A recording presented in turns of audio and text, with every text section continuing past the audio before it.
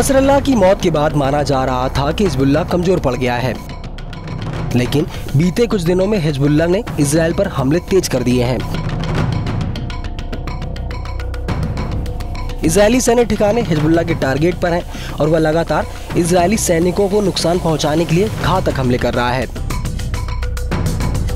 वहीं हिजबुल्लाह का deputy chief Sheikh Naeem Qasim लगातार इजरायल को चेतावनी दे रहा है। हाल ही में उसका एक वीडियो भी सामने आया जिसमें वो इजरायल को खुली धमकी देता नजर आ रहा है। कासिम ने कहा कि उसे इजरायल में कहीं भी हमला करने का अधिकार है, क्योंकि इजरायल ने पूरे लेबनान को निशाना बनाया है। कासिम ने कहा,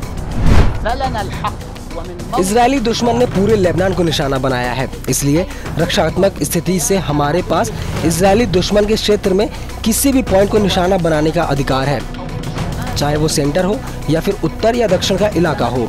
हम उस पॉइंट को चुनेंगे जो हमें ठीक लगेगा।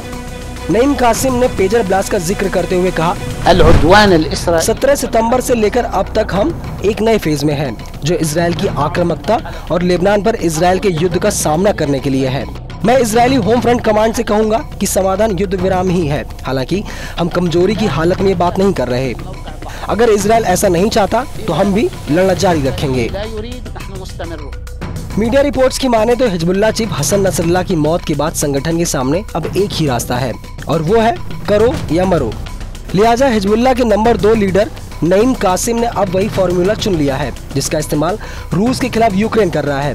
दरअसल अगस्त में यूक्रेन की सेना ने रूस के कुर्स्क इलाके में घुसपैठ कर करीब 100 गाँवों पर कब्जा कर लिया था।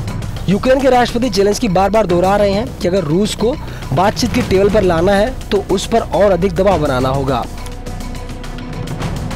हिजबुल्लाह भी अब इसी पैटर्न पर काम करता नजर आ रहा है। नसरल्लाह की मौत के बाद से डिप्टी चीफ नईम कासिम ने 3 बार संबोधन दिया है और इन तीनों की स्पीच में एक ही शब्द कॉमन था और वह था युद्ध विराम। जबकि इससे पहले हसन नसरल्लाह ने 19 सितंबर को आखिरी बार अपना संबोधन दिया था तो उसमें युद्ध विराम को लेकर गाजा की शर्त जुड़ी होती थी, लेकिन बीते कुछ दिनों से हिजबुल्लाह के सुर बदल गए हैं। वह इजरायल के साथ युद्ध विराम चाहता है, लेकिन इसके लिए वह झुकने को राजी नहीं है, बल्कि आक्रामक तरीके से इजरायल को इसके लिए झुकाने की कोशिश में जुटा है।